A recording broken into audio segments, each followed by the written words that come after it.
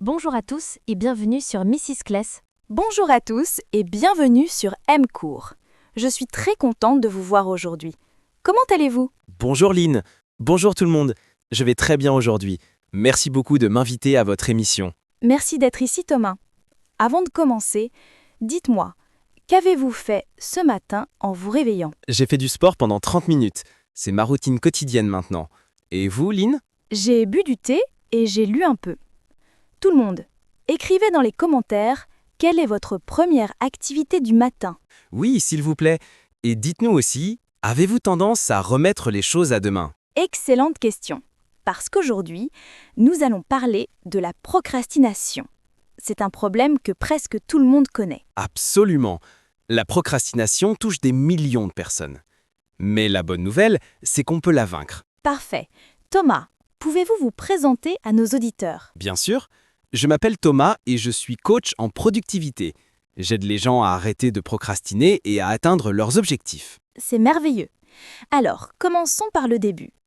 Qu'est-ce que la procrastination exactement? La procrastination, c'est reporter une tâche importante à plus tard. On sait qu'on doit faire quelque chose, mais on trouve toujours des excuses pour ne pas commencer. Donc, c'est différent de la paresse. Très différent. Une personne paresseuse ne veut rien faire du tout. Un procrastinateur veut faire les choses, mais il a peur ou il est bloqué. Intéressant. Pourquoi les gens procrastinent-ils? Quelle est la cause principale? Il y a plusieurs causes. La première est la peur de l'échec. On a peur de ne pas être assez bon, alors on ne commence même pas. Donc c'est un mécanisme de protection? Exactement. Notre cerveau pense, si je ne commence pas, je ne peux pas échouer. Mais en réalité, ne pas commencer est déjà un échec. C'est paradoxal? Quelles sont les autres causes? Deuxième cause, le perfectionnisme.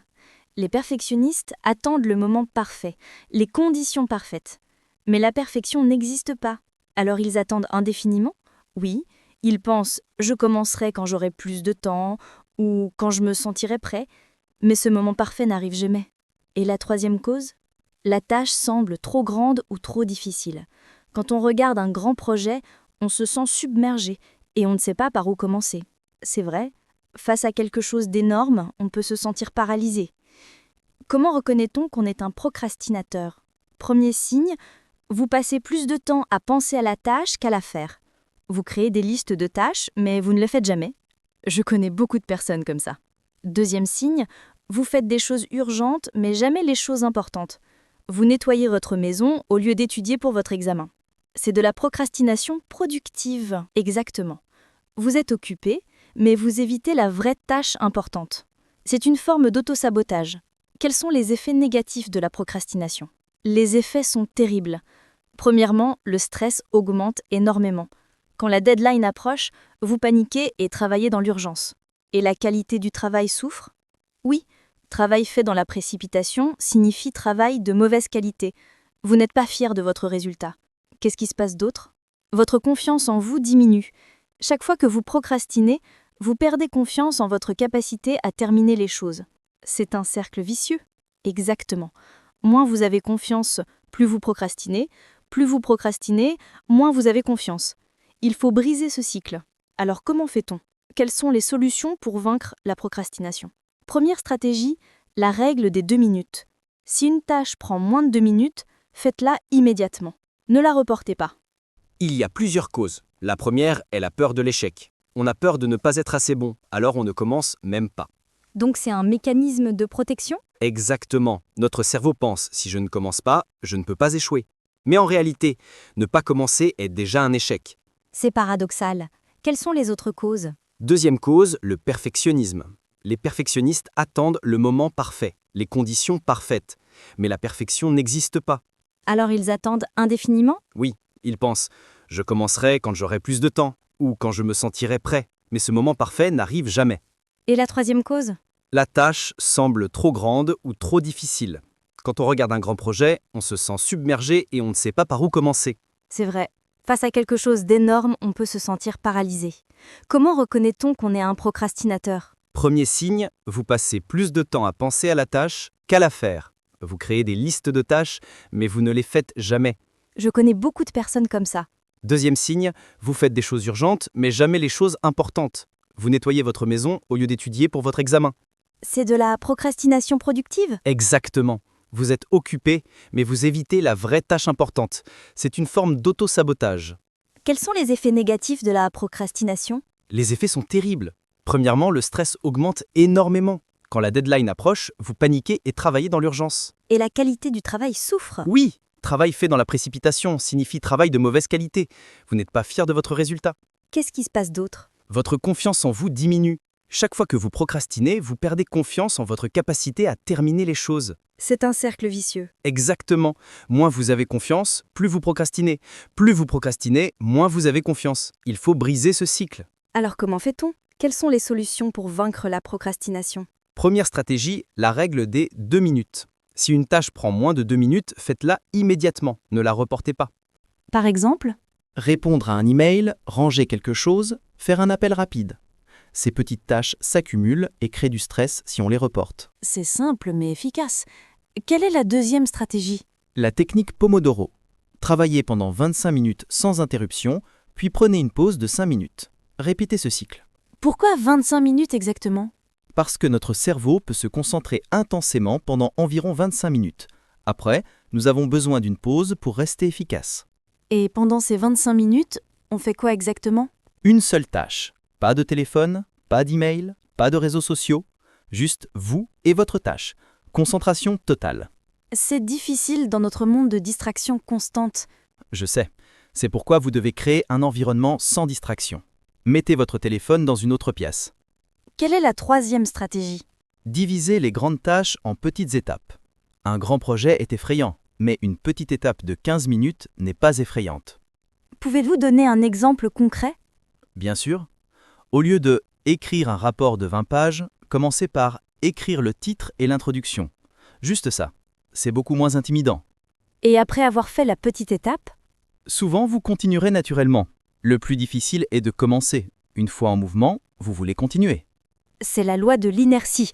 Exactement. Un corps en mouvement reste en mouvement. Un corps au repos reste au repos. Vous devez juste vous mettre en mouvement. Parlons des excuses maintenant. Quelles sont les excuses les plus communes des procrastinateurs? La plus commune, je n'ai pas le temps. Mais en réalité, nous avons tous le même temps. 24 heures par jour. C'est une question de priorité. Donc, ils ont le temps, mais ils ne priorisent pas. Exactement. Si vous dites « je n'ai pas le temps », vous dites en réalité « ce n'est pas assez important pour moi ». Soyez honnête avec vous-même. Quelle est la deuxième excuse? Je travaille mieux sous pression. C'est un mensonge que les procrastinateurs se disent pour justifier leur comportement. Ce n'est pas vrai? Non, personne ne travaille mieux sous stress extrême. Vous finissez le travail, oui, mais pas votre meilleur travail. C'est de la survie, pas de l'excellence. Et la troisième excuse? Je ne sais pas par où commencer. C'est une excuse pour rester paralysé. La vérité, commencez n'importe où. L'action crée la clarté. Donc, il ne faut pas attendre d'avoir un plan parfait. Non, commencez avec un plan imparfait et ajustez en cours de route. Faire quelque chose vaut toujours mieux que ne rien faire du tout. Maintenant, parlons de motivation. Comment rester motivé pour ne pas procrastiner? Voici un secret important. N'attendez pas la motivation. La motivation vient après l'action, pas avant. Commencez sans motivation. Vraiment? C'est contre-intuitif? Oui, la plupart des gens pensent motivation, action. Mais c'est l'inverse. Action, motivation. Quand vous commencez à bouger, la motivation arrive. Donc, on doit forcer au début. Au début, oui. Les 5 premières minutes sont les plus difficiles. Après, ça devient plus facile et vous trouvez votre rythme. Comment gérer les distractions? Les réseaux sociaux, les notifications, tout ça? Soyez radical. Désactivez toutes les notifications pendant vos heures de travail. Utilisez des applications qui bloquent les sites distrayants. C'est drastique?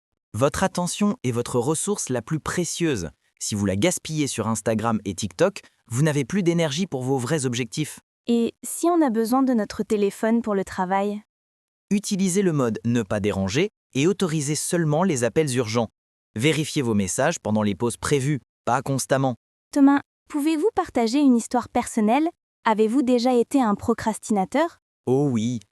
À l'université, je procrastinais tout le temps. J'écrivais mes dissertations la nuit avant la deadline. J'étais stressé et malheureux. Qu'est-ce qui a changé pour vous? Un jour, j'ai raté une opportunité importante parce que je n'avais pas terminé mon projet à temps. J'étais tellement déçu de moi-même que j'ai décidé de changer. Comment avez-vous changé concrètement? J'ai commencé petit, juste 15 minutes de travail productif par jour, pas plus. Après un mois, c'est devenu une habitude naturelle. Et maintenant?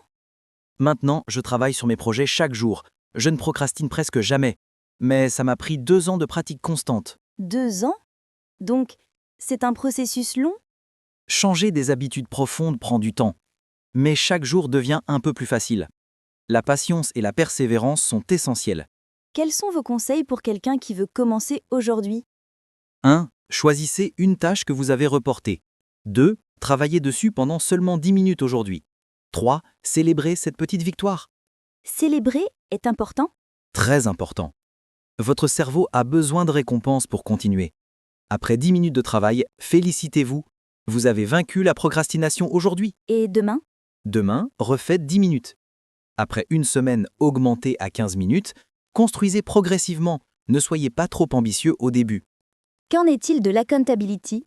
Avoir quelqu'un qui nous surveille aide-t-il? Énormément.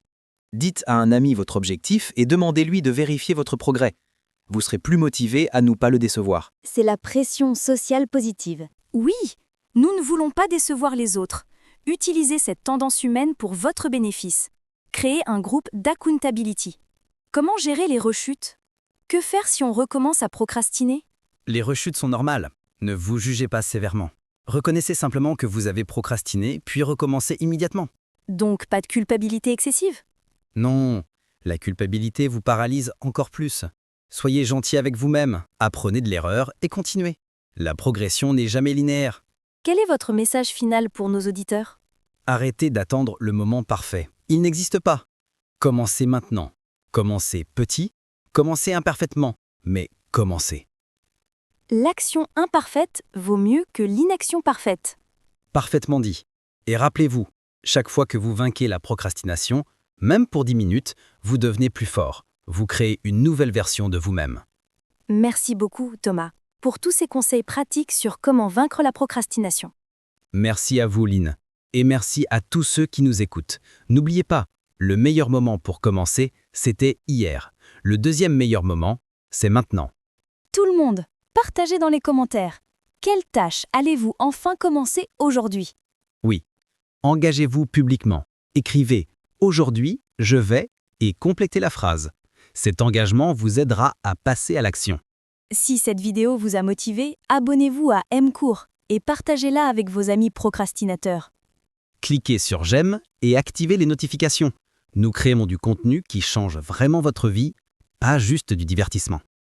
Et rappelez-vous, vous n'êtes pas paresseux, vous n'êtes pas sans valeur, vous êtes juste humain. La procrastination peut être vaincue. Un jour à la fois, une tâche à la fois, 10 minutes à la fois. Vous pouvez le faire. Je crois en vous. Merci d'avoir regardé M-Cours. Maintenant, arrêtez de regarder des vidéos et allez travailler sur votre objectif. Au revoir.